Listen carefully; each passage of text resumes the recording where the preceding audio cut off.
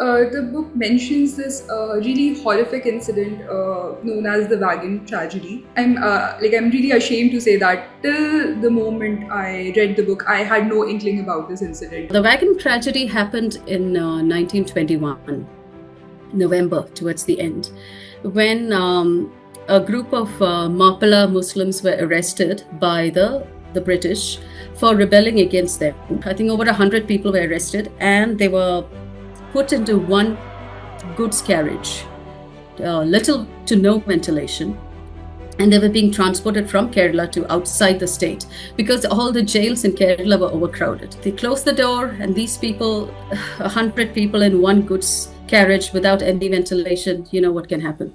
And the train went on and on for kilometers and kilometers, and finally, when the door was opened, bodies just spilled out. Syrian Christian Malayalis are a group of people that trace their origin to the alleged missionary works of Saint Thomas, who was Jesus's one of the 12 apostles. Legends say that he came to Kerala and set up 7.5 churches in Kerala.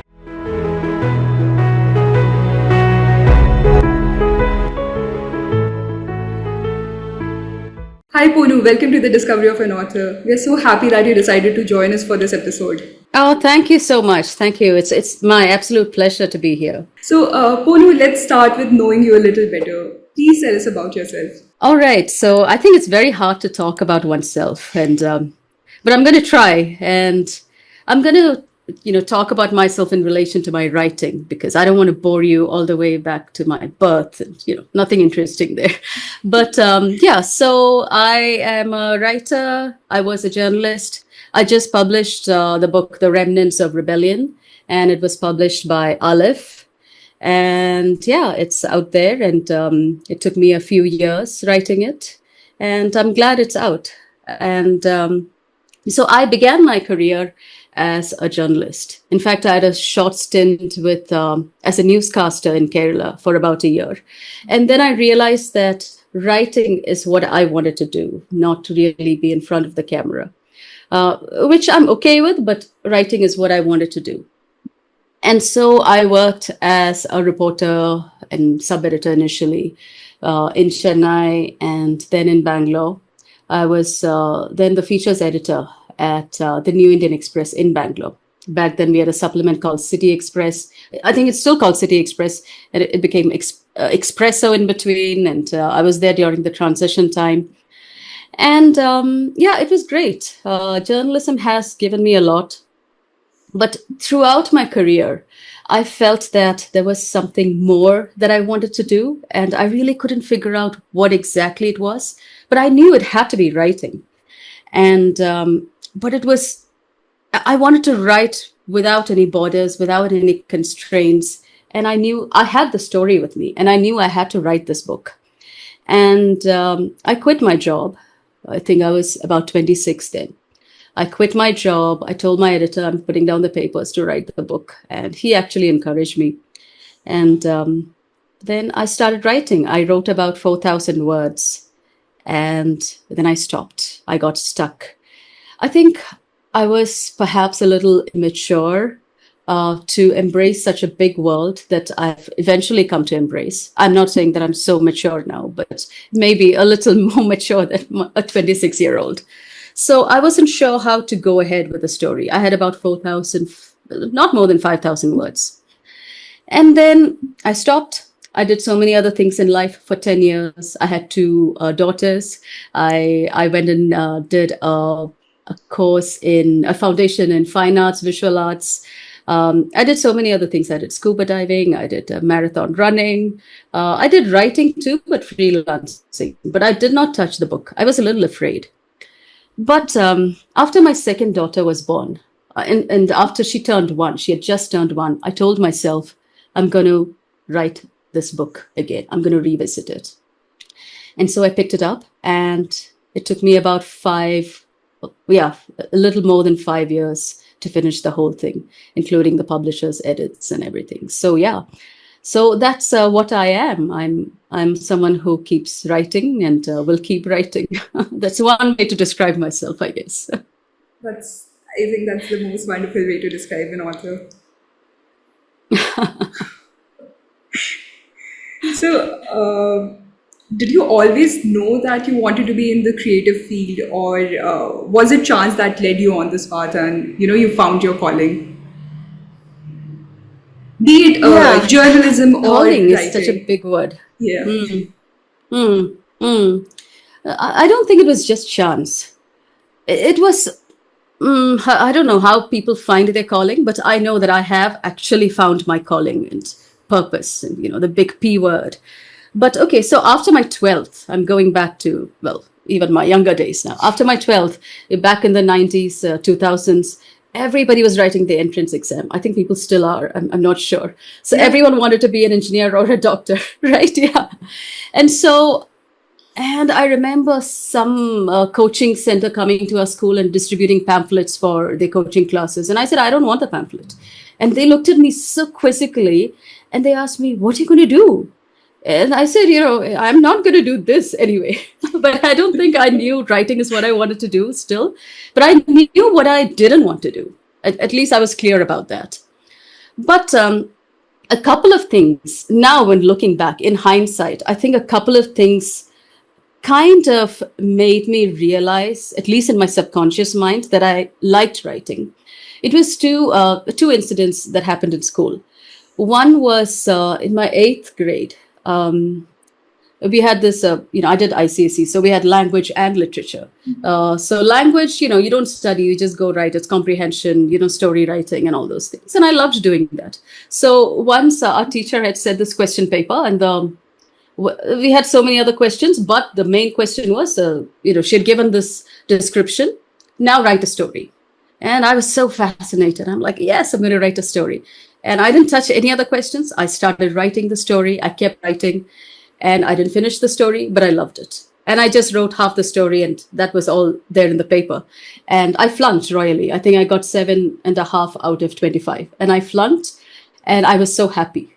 I was so happy that I failed because somehow in my heart, I knew that, there was something that was calling me. I just loved the whole process of writing and describing. I still remember like there were 2 horsemen riding in the wind and the wind in their hair. And I just remember the description so clearly. So that was one of those tiny incidents. And another one was in my 11th standard. We had a short story writing competition and I took part in it. And back then I used to read a lot of science fiction. And then there was again, write a story about something. I wrote a very cool science fiction story. And we are not supposed to write our names on it. It's just numbers because you don't want the teachers to have any bias. And later on, the teacher who corrected the paper came and told me, as soon as I read your story, I knew it was you. And that's when I realized, oh, okay, so there is something called style that I have that somebody recognized. So these are these 2 small incidents from my school. Probably it was there in my subconscious that I always liked this. And then after 12th, I didn't do engineering or medicine or any of those things. I did my undergraduation in communicative English. It's like mass communication. We had this new course in Cochin in St. Teresa's College called Communicative English. And I did that. And then life took its own course. It led me I did my master's in mass communication. And then I got a brief stint with television. And then I realized writing is what I wanted to do. And journalism took me there. And I'm here because of journalism and this whole path. So it was not really chance. I think it was a slow process of discovery of an author. Yeah. Yeah.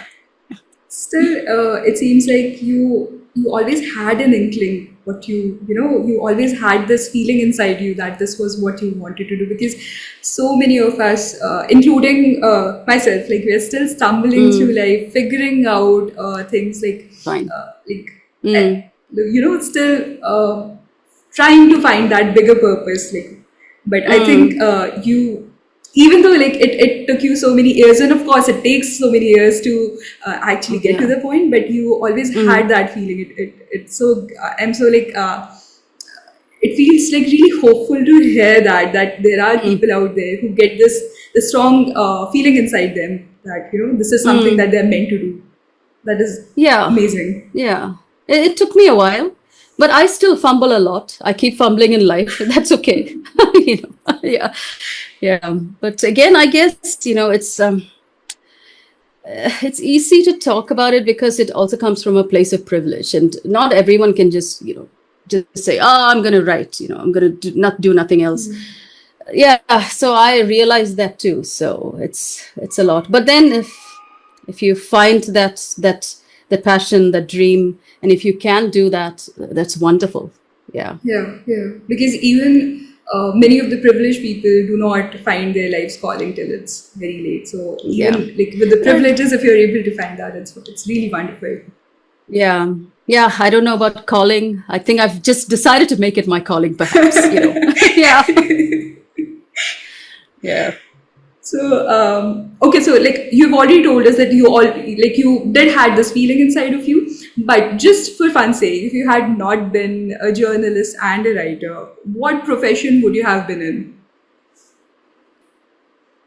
Most probably an artist. I mean, I did get I did my foundation in fine arts from Hampi University here in Bangalore, not Bangalore, in Karnataka. So probably an artist. But again, I don't want to put myself in a box or boxes. I don't think I'm just a writer. I think I'm more than that, more than all these things.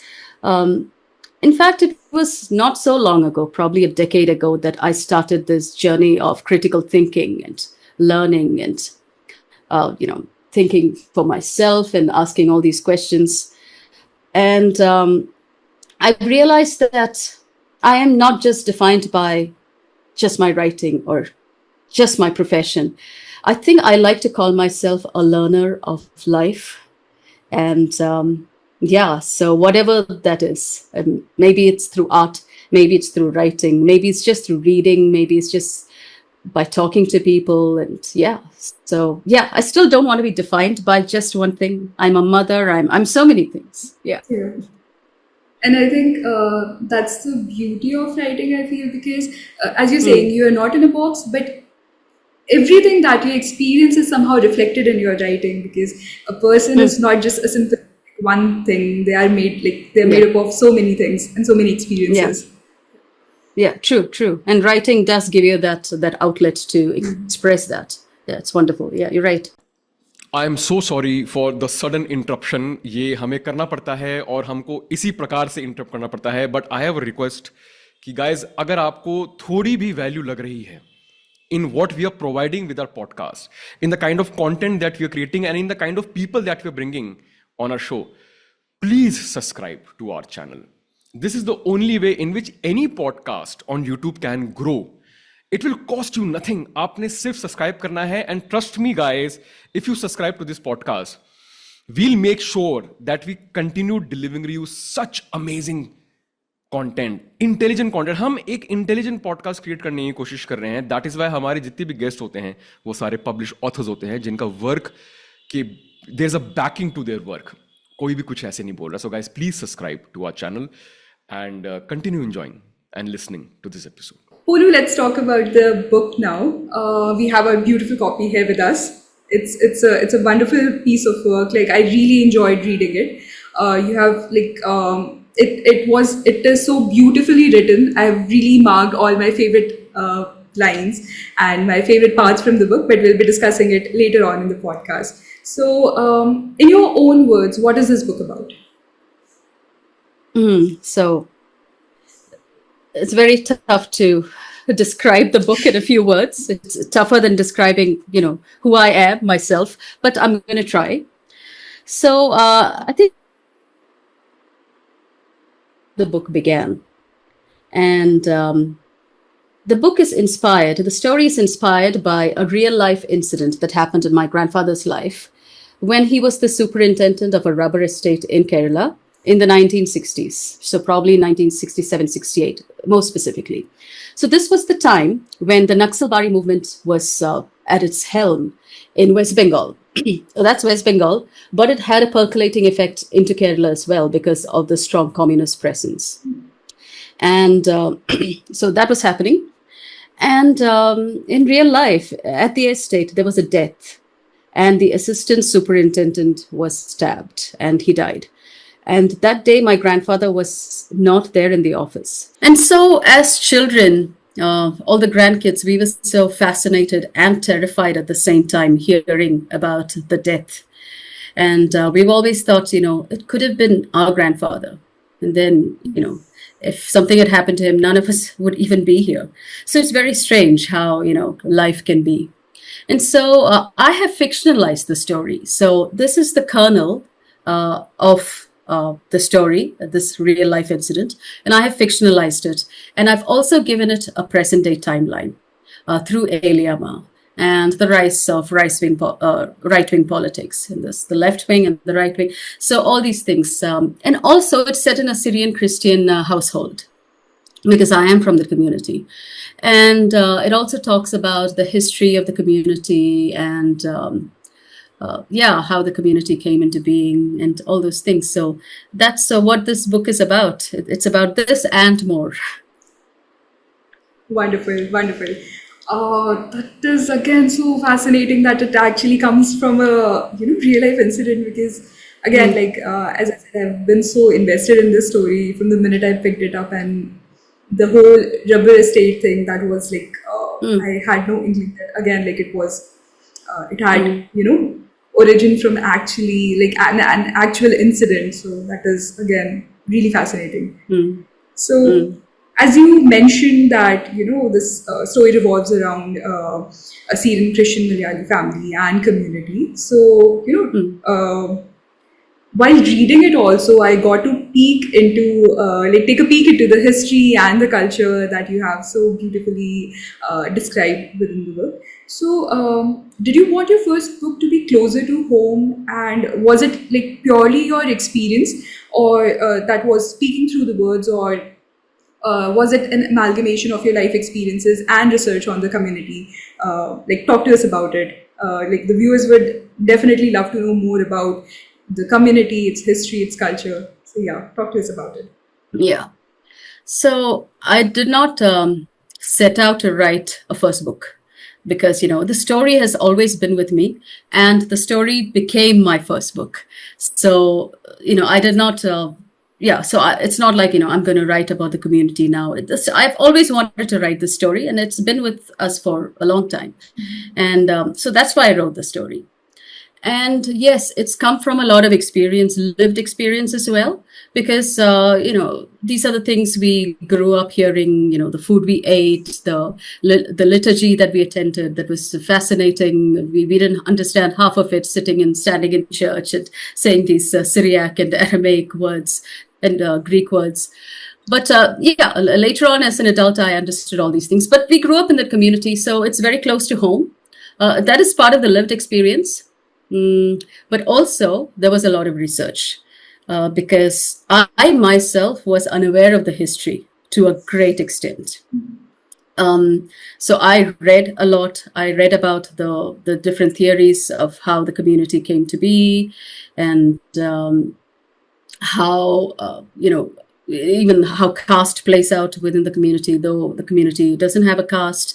So I did a lot of reading and speaking to people, and going back to the root and the history of the community as well. So it was both research and lived experience. And I don't know a lot of things like the Synod of Diamper and the Kunin Kudisha, the oath, that is the oath of the Leaning Cross. All these things are very significant incidents in the community, and I've mentioned all these things in the book. So if people are interested in history of the community, it's there in the first half of the book.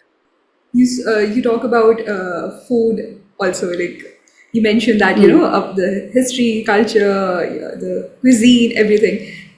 So this is just a deviation from the question, but is jam, like banana jam, really a thing? Because I had been wanting to have a spoonful of it since the moment I read it.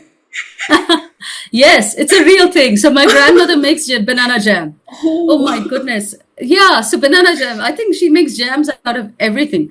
So banana, you find plenty of banana in Kerala.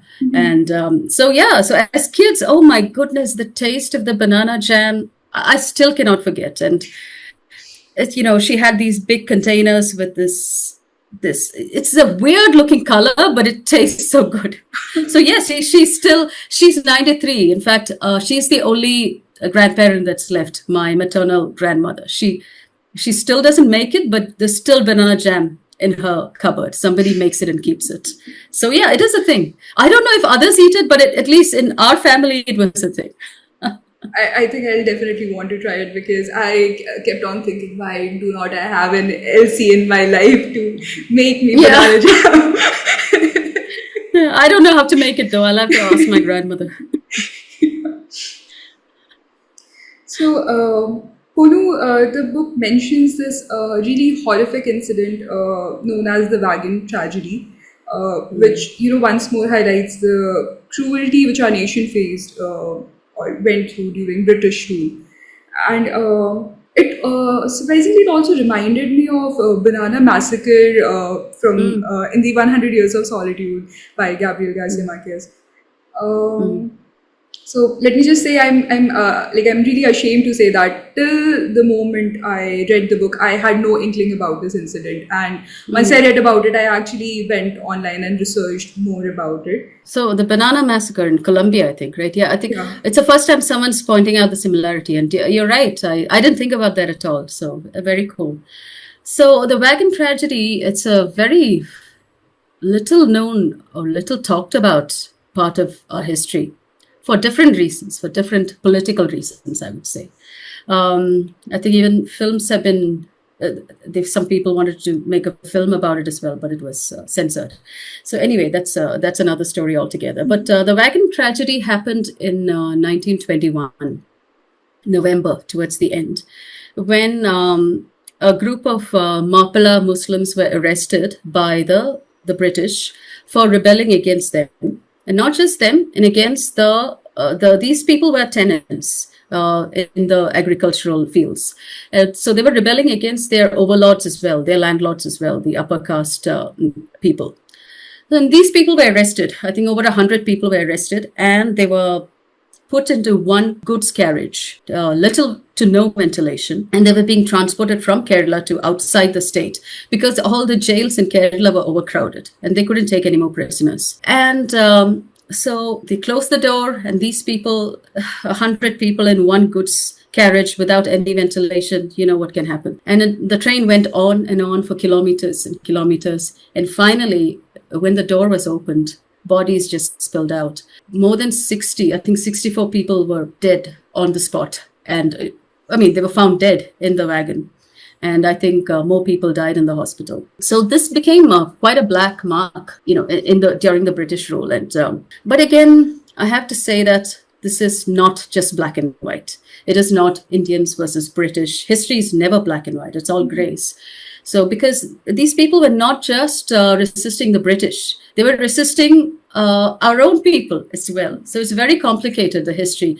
So it's the cruelty of the British, yes, but it's also the cruelty of our own people. So it's very hazy, it's very complicated. And so these landlords were mostly the Nambudri and Nayars from the upper caste, and they were rebelling against them for their very strict, for their policies. So that's why, it's never black and white, but this tragedy has, it's there in some of the history books, I think in some of the Malayalam history books, and that's it. And I remember reading it very vaguely in a textbook in school. But then I had to bring this out in the book. And I think as a writer, my job is to see all the grays, not just the black and whites, and embrace the grays, no matter what it is. Yeah. Very rightly said that it's not purely black and white. You have a strong background and sprawling career in journalism and specializing in features on art, culture, music, and literature. Tell us how it helped you with this project. Oh, I don't think I would be a writer if I weren't for a journalist, honestly. Journalism is what I owe journalism everything. I'm not working as in the newsroom anymore. I still write, but I don't work in the newsroom anymore. But I'm here as a writer only because of that.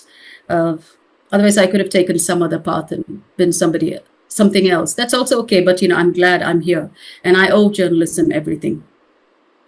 And how did it help me with this particular project? In many, many ways. So there is a saying amongst journalists, we say, we know nothing about anything, so we have to ask the right questions. So that's what I think journalism has helped me do. It has helped me ask why, and the whys behind the whys. And, and just, I keep asking a lot of whys, very skeptical, but, the whys have taken me all the way back to the Big Bang sometimes. Yeah. So that's what journalism has helped me. Sometimes, I think, maybe I should have had a background in history or something else so that it gives me a solid grounding.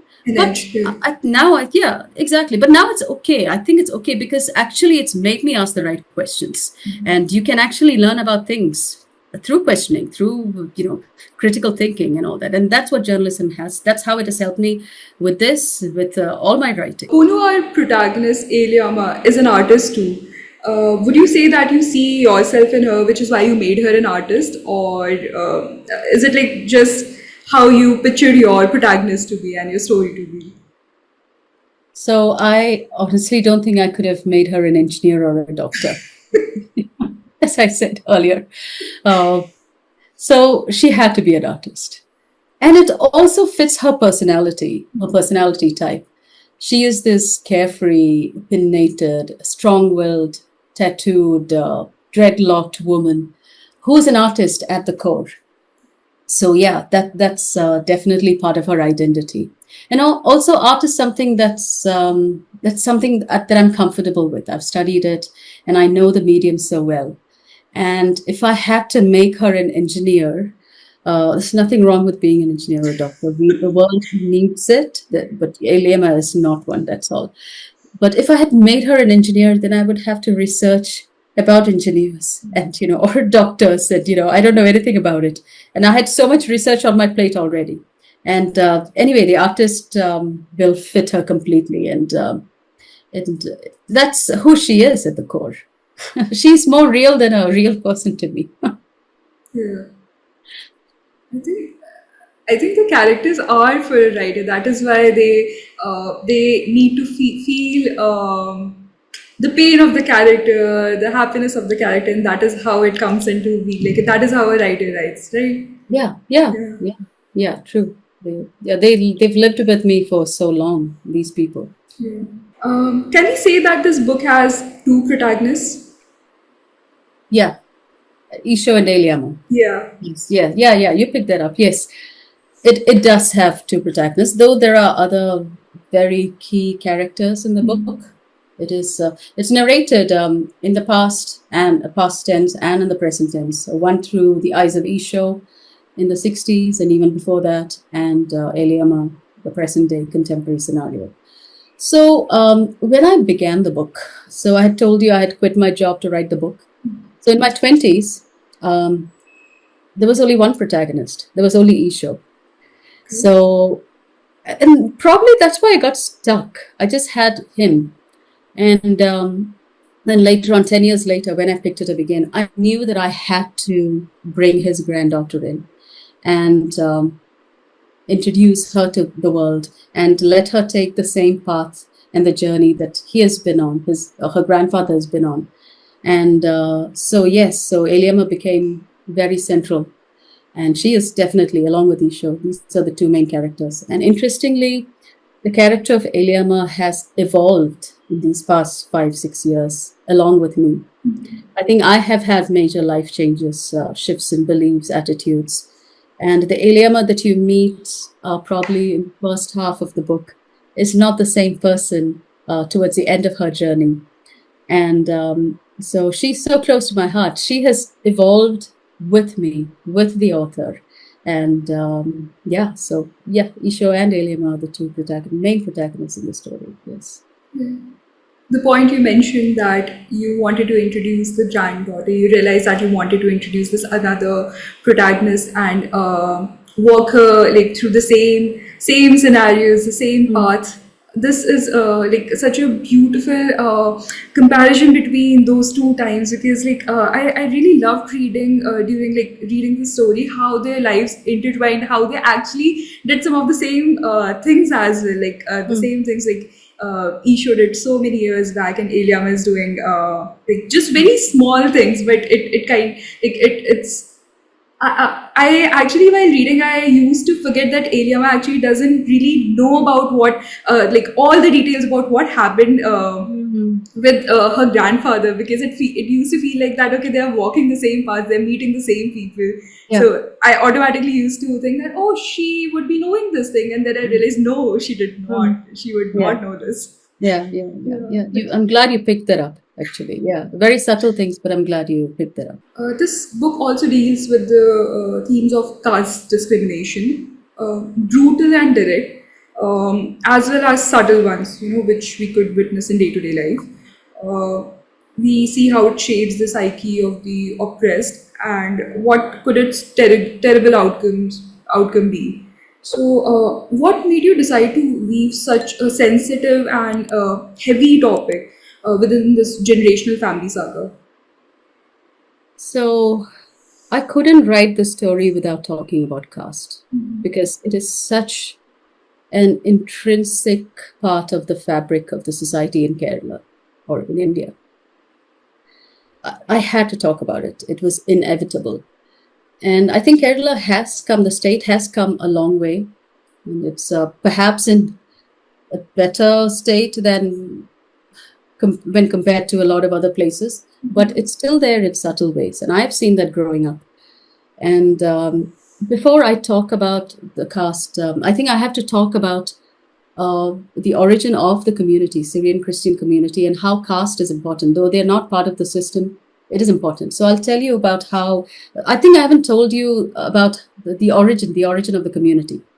So Syrian Christian Malayalis are a group of people that trace their origin to the alleged missionary works of Saint Thomas, who was Jesus's one of the 12 apostles, disciples, and legends say that he came to Kerala to Muchiripattanam.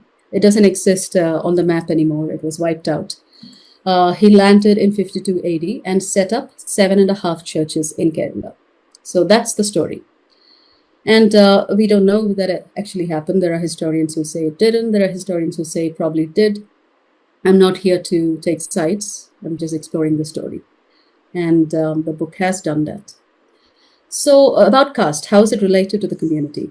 So right now, and over the years, the Syrian Christians, they have a story. There is a legend that says that Saint Thomas converted the Brahmins to Christianity, and the Syrian Christians are the descendants of the Brahmins. That's the story. So though it's a minority, it's a very privileged minority, and they lived like the upper caste. And though technically Syrian Christians don't have a caste, they're outside caste. Very few communities in India are without caste. So the Syrian Christians don't have a caste, but they act like the upper caste, and they were even pollution neutralizers for a long time. Pollution neutralizers meaning if someone from the a lowered caste, I would like to use the word lowered, not lower, because they were lowered. There's nothing lower about them. So if someone from the lowered caste touched the upper caste person, they would be polluted. And the Syrian Christian was called to touch the upper caste to clear the pollution. So they were called pollution neutralizers. So they behaved like the elite, the upper caste. And so in 1498, so this is the group, and this is a group of Christians who says their history is as old as Christianity, and they take so much pride in that. And so in 1498, the Portuguese come, and they come with Catholicism. They come and see this group of people. They realize that, they're a little different from us. And first, they don't try to convert to the Syrian Christians because they're already, Christians. And then there are a lot of clashes happen. That's later. But anyway, coming back to caste, the Portuguese converted a lot of the Mukkavars, those are the fishermen, and the pearl fishers along the coast of Tamil Nadu, who are from the not from the upper caste. And the Syrian Christians looked down upon. And they wouldn't even be let into their churches. In fact, even if they were let into the churches, they would be given a separate space because they didn't want to be polluted. So that is why though the community doesn't have a caste, they act like a very privileged minority, unfortunately. And this book also talks about a group of people called the PRDS, that is Pratyaksha Raksha Deva Sabha, which is a small group in Kerala. It couldn't be called just a religious group. It is a religious social protest movement that was started by this person called Yohanan. He eventually was called Gurudevan, and he started this movement. He was a bonded laborer in a Syrian Christian household, and he converted to Christianity, and he started going to the Syrian Christian church, the Marthoma church. Marthoma is one of the denominations, and he entered the church, and he was not allowed to sit along with the others, the original people, and he was given a small space in the corner where he had to sit on the floor. And that angered him, and he started this. He said, "I'm against this. I'm against all sorts of bias," and he started his own community, and it still exists to this day. So yeah, so caste is so entwined in the society, even in the Syrian Christian families. So yeah, to answer your question, I could not avoid it. It is so integral to the fabric of our society. And yeah, I just hope one day we get over it completely. That's the goal. But Yeah. it's definitely going to take a lot of time because, as you're saying, that the community that is above caste can still get involved in its politics. So what about the others which actually have these like very distinct divisions? Right. Yeah. And even the people who think they are above it show it in very subtle ways that they are not. They're Yeah. not. It's very deeply rooted in all of us. Yeah. Yeah. Yeah. I mean, we all are biased, I think, but we all have our judgments. We all are biased. But I think, a good human being has to realize that and maybe work towards making a change, because we're all human beings at the end of the day, Homo sapiens. And yeah, that's all. I guess it's about realizing and working towards that. We make errors and we correct it. Yeah. The important part is to realize that, as you say. Yeah. So this story has some beautifully written characters and relationships. Tell us, which character do you feel closest to in the book? And do you see like some of these characters in the people around you? Like, as you've already mentioned that, the grandfather, Isho, is actually like you have taken the inspiration from your own grandfather. So like, are there any other characters which you see in the people around you? And your favorite character? Favorite, okay. I don't think I can pick a favorite. It's like asking who's your favorite child. Oh gosh. But yes, these characters are inspired by real life people. But it's not just one person. I wouldn't say Mama Molikudi is just, one of the grandmothers I met or one of the aunts. No, she is all these aunts and all these maternal figures put together. The way they talk, the way they are, the way they want to be. So it's an amalgamation of all these the matriarchs of the family I've met. And Isho is very special because my grandfathers are no more. And Isho, the story is inspired by my maternal grandfather, but Isho is an amalgamation of both my grandfathers, my maternal and paternal. So parts of the book, when I was writing it, I thought of my maternal grandfather, and other parts I was thinking of my paternal grandfather. So they were such wonderful men, such liberated men for their time. And, they uplifted the women in their life. So I'm really inspired by them. I'll never get to see them again. They passed away. But I'm glad that I could make them live on in some way through Isho. And that's all. And as a granddaughter, I'm glad that I could do that. It's like some of my favorite characters, I would say, are actually like Isho and Krishnan, Kochuthisa, and Elsie and Mama Molikudi. But the way you're talking about Isho is actually, making me remember all those moments while I was reading the book, because I fell in love with this character. And when I say love, I mean respect. Hmm. I the character that you have written is it's brilliant, I'll say, and I think the readers would definitely agree to this point, that it's such a beautifully written character, someone who understands people, someone who understands their pain, the all the wrongs that are happening around him. He's standing up for them. He's trying to uplift people, and in such a beautiful way that you cannot help yourself falling in love with that character. Hmm. And Hmm. I think it has been quite a long time, but I've not rooted for a couple in a very long time. But when it comes to Isha and Coach Utkarsha, I was like, I fell in love with that couple, Oh, uh, yeah, them yeah, as a unit. yeah, yeah. I'm glad I could do that. Tell us about some of the challenges you faced while writing this book. Gosh, there were so many challenges. So, okay, so when I revisited the novel in my 30s, my daughter, my younger one, had just turned one. All right, so she was a toddler and she was running around. And I told myself, if I'm going to write a book now, I can do anything. So, balancing motherhood uh, and writing the story was not easy. There are times I've put her to sleep or she would be feeding, and then I would get an idea. But then I'm trying to reach the laptop and it's nowhere near me. So, and I don't want to forget what, I Yeah. got. I would take my phone and type it out to myself and send it to myself so that I wouldn't forget it. So those were challenges. But I think the most challenging part for me was to put down the first draft. A lot of writers say that, but yeah, it was true for me. It was to put down the first draft because you're creating something from out of nothing. This, yeah, there's no skeleton, nothing. You are creating the skeleton. It took me only 1 year to put down the first draft, but that was actually harder than the 4 years I spent working on it. So the usual things, yeah, and the usual things like writers' blocks, all those challenges were there. But then, eventually you get over it. So yeah, I had a few challenges. Rightly said, if you can handle a toddler and write at the same time, you can do anything. Yeah, she's not a toddler anymore, thank goodness. Yeah. Oh. So you told us the story was long time in making. You always had this, for a long time you had this story with you.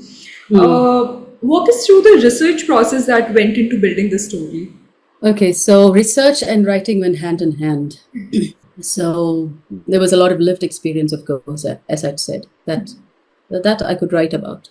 But research, about the community, going back all the way to the sources, and also talking to people. So I spoke to a lot of people from who are workers, who are superintendents or managers at rubber estates. A lot of family, in fact, have these rubber estates and their managers there. So I didn't really know about the functioning of it. I knew I've lived among rubber estates, but I didn't know the functioning of the estate. So I spoke to some of my uncles who told me how it works and how it worked in the 60s because they've lived through that as well. So they've lived through the rebellions as well. So I spoke to them about that and their first-hand experience. And for the Naxalbari movement, I spoke to someone from the front line of the movement as well. So he was part of the attack of the Talasheri and the Kulpali police station. So he was there. And a lot of the people who are from the movement are no more. Yeah, it's been quite a few years. And some of them still are there, but a lot of them have changed their ideologies. A lot of them have become religious, spiritual. Some of them are still holding on to their ideologies as well. The person I spoke to doesn't have the same ideology anymore. He's become a spiritual person. So I spoke to him. And then he directed me to a few sources as well, resources. And one of the books that really helped me understand the movement and get an insider's perspective was Ajita's book. Ajita, for those who don't know, she was the only woman who was involved in the Naxal movement, in the attack of the police station. The only woman. She's a very famous personality in Kerala. And we've got some very memorable pictures of her that were taken. They had stripped off her sari and they paraded her in front of the police station. And so she has written a memoir, and she's a social activist now. People know about her. And she's written a memoir called Kerala's Naxalbari. It's in Malayalam, but there is a translated one as well for those who are interested. So that actually gave me an insider's perspective on how the movement worked and what were the causes leading up to the attack. So that really helped. And another book that really helped me understand the nuances of caste and caste dynamics was this book called Modernity of Slavery by P. Sanal Mohan, who's a historian, who's a professor as well at a university in Kerala. So he's the one who talked about PRDS and the caste dynamics there. So I actually learned about PRDS through this book. I had lived in Kerala till my 20s, and I didn't know about PRDS. A lot of hard work and research, definitely.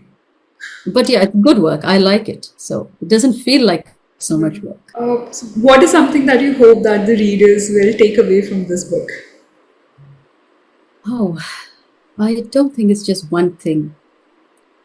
So I think I believe in something called the death of the author. So now I've written the book. Though my perspectives are there in the book, it's up to the reader to take what they want.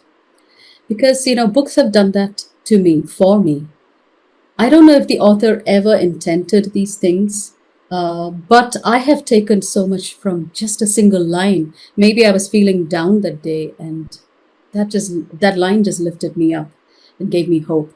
And if I can do that, even if it's inadvertently, if I can just bring hope and give someone a feeling of empathy and make someone think a little differently and open up their world a little bit more, that's enough for me. I think I've done my job. And I might never know that, but that's good. That's good enough for me. Let me just say, from the perspective of this reader, you definitely accomplished that. Oh, thank you. I'm so glad to hear that. Yeah. So, Ponnu now will move on to something a little lighter, and we'll ask you some questions, and you have to tell us your picks, your favorites All for right. each of these questions. So, are you All right. ready? Yes. Okay. Favorite classic authors? Oh, Charles Dickens. Absolutely. Yes. Favorite contemporary authors? And again, you can give us more than one if you wish to. Okay, yeah, contemporary. Oh, Salman Rushdie, Arundhati Roy, of course. I'm very biased today. Richard Powers, and his recent book, Bewilderment. Yeah. Okay. Amitabh Ghosh, yes. Oh, Amitabh Ghosh, yes. Favorite books? Again, how do you pick your children? How do you... Oh gosh, so many. So many. The God of Small Things. I have to start with that. And David Copperfield, The Great Expectations. The Overstory by Richard Powers. Very, very intriguing. Bewilderment. Again by Richard Powers. What else? Oh, that's why I've got too many. But yeah, these are... And Anne of Green Gables. Yeah, it's a wonderful series. Little Women. Oh, yes. Yes. Remembering all those times. Yeah. Yeah. You're remembering all your, Growing up years. Yes. Okay. Favorite movie or TV adaptations based on books? Is there any good one? I don't know. I'm think there thinking, are a few, something, it never does justice because you've already created a world in your head. But I would say Chemmin. So it is a Malayalam book. It's an old Malayalam book written in the 1950s, I think, mid-1950s by Thagari Shivashankara Pillai. And it's a novel. It's a love story, tragic love story. And there was a film made in the 1960s. It became a super hit. And I think the film has really done justice to the book. So I guess Chemmin, yeah. Okay. Add it to the list. Yes. Favorite characters from a book or multiple books? Some favorite bookish characters. Oh gosh, so many. Mm. Atticus Finch from To Kill a Mockingbird. Oh, what a wonderful character. Esther and Rahel, the god of small things. Theo Bryan from Bewilderment. He is an astrobiologist dad who's got a neurodivergent son. And as a parent, I really connected with that character. And all the characters that I grew up reading. David Copperfield, the little boy David. And there are some scenes that I still cannot forget. You know, I read this in my third standard. It was part of my English reading course, and it was the abridged version. And there is a scene where David says bye to his mom and a little sibling, and he says bye, and he looks back, and then that's the last time he sees them because they die, and it broke my heart. So David Copperfield, Oliver Twist, and that little boy who is in an orphanage who goes up to this warden and says, please, sir, can I have some more soup? Oh, gosh, yes. So Oliver Twist. And these are characters that are like living in some other continent, in some other century. But as a child, it really, they connected with me so much. And sometimes, you know, fictional characters are more real than real people. Yeah. Yeah.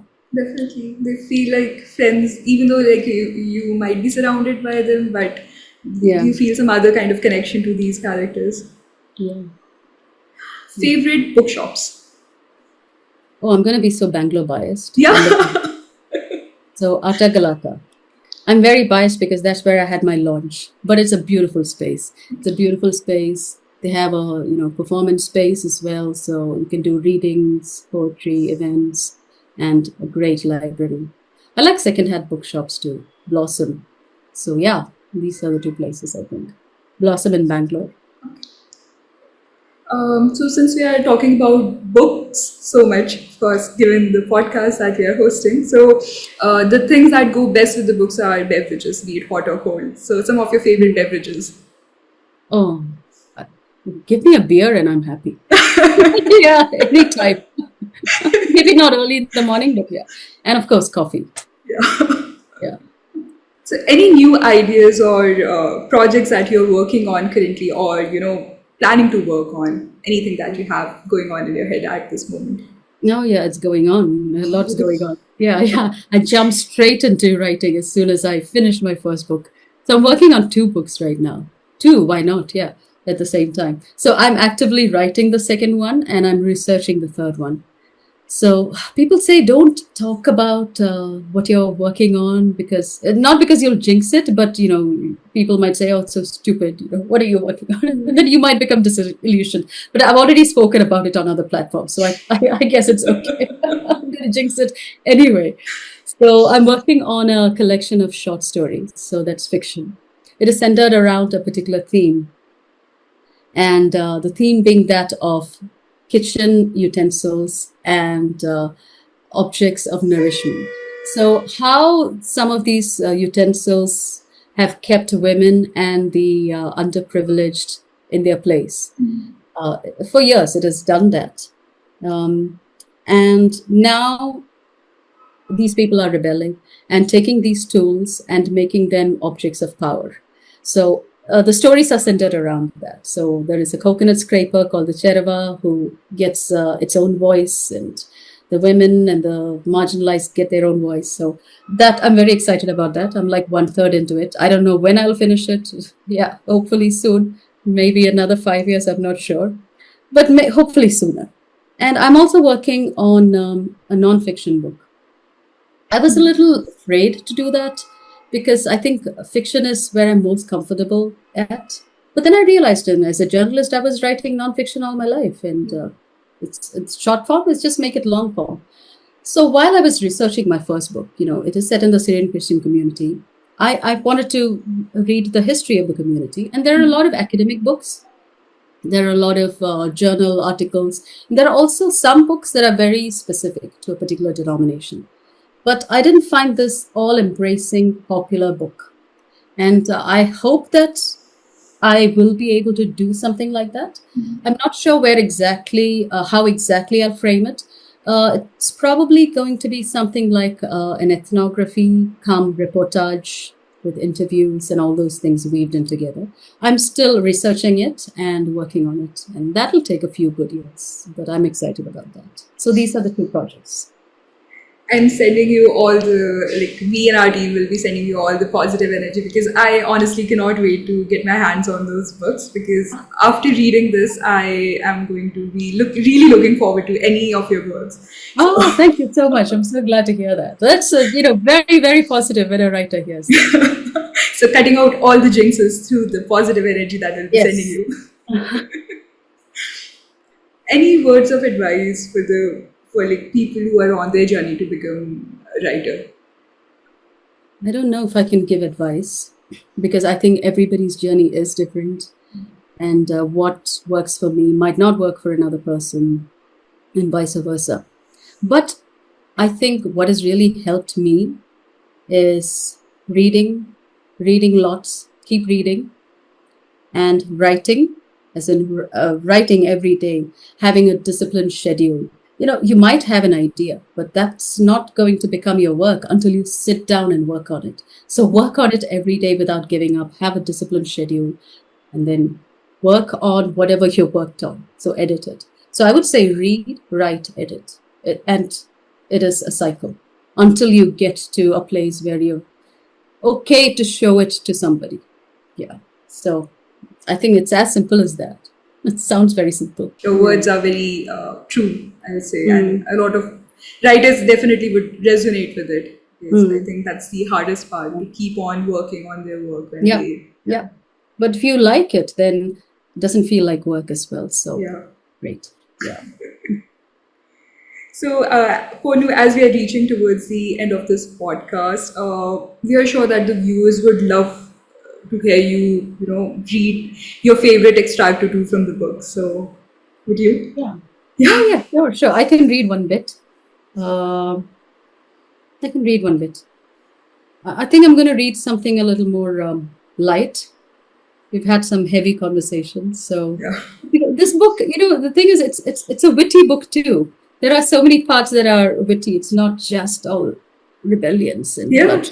There are witty parts too. I'm going to read one of those lighter parts.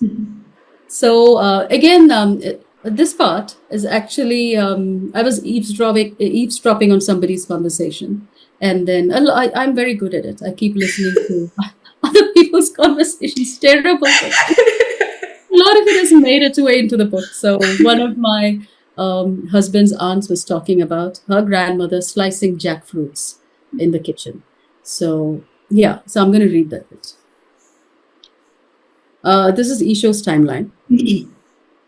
Isho has no time for puerile romance, Mama Molikuti would say whenever relatives dropped by, until she had to swallow her words when Isho brought Kochitresia home. Mama Molikuti could see them from the kitchen window, and at first she was in denial. It cannot be a woman. It just looks like a woman. I'm only going blind, and that is better. Mama Molikuti thought she would die if Isho ever left the family for a woman, or worse, brought home a strange woman. No one ever did that sort of thing in their family, and she supposed such acts of impropriety were not meant for an upper caste educated family. Though she was not educated, as her father had never taught her to read and write like he had taught his sons, Mama Molikuti considered her pedigree impeccable. And although she would have bridled at being thought of as progressive, she viewed herself as reasonably modern, since she chose to wear a chatta, unlike her mother, who was more comfortable bearing her upper chest for all the world to see, preserving a delicate tortha just for the times she went to church. Mama Molikuti had to warn her mother every time they sat on the floor to cut jackfruits, not to slice her own low-hanging fruits by mistake. A chatta would have held things in their place. Harmless modernity had to be embraced, she believed. But eloping was not modern. It was just wrong and tasteless. It was for little boys who thought they knew better than their mothers. But mothers knew best. Real life conversation. Yeah.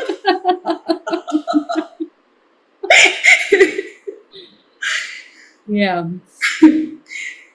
That as you're saying, it actually it's not all serious. It, of course, it deals with some really heavy topics, but the conversations, some of the incidents are you really enjoy reading those. I'm glad. I'm glad. Yeah. You need to have a balance in life, I guess. Yeah. Both beauty and pain. No, but seriously, it's such a nuanced and beautifully written piece of work that I know it's not possible to cover all the aspects of it in a single conversation, and I'm glad that we cannot, because that is for the readers to find out. And I'm we really hope that readers all over the world enjoy this beautiful book. Thank you so much. Thank you so much for your time. Really, it's been wonderful talking with you, and you've been so patient and kind. No, it was wonderful speaking to you. We in our team would we want to wish you all the very best for all your future projects. And we really enjoyed this conversation with you. I was like, the minute I started reading the book, I was really looking forward to having this conversation, and it was, I think, way better than what I had imagined. So thank you so much for joining us. Thank you so much, Utkarsha. Thank you so much.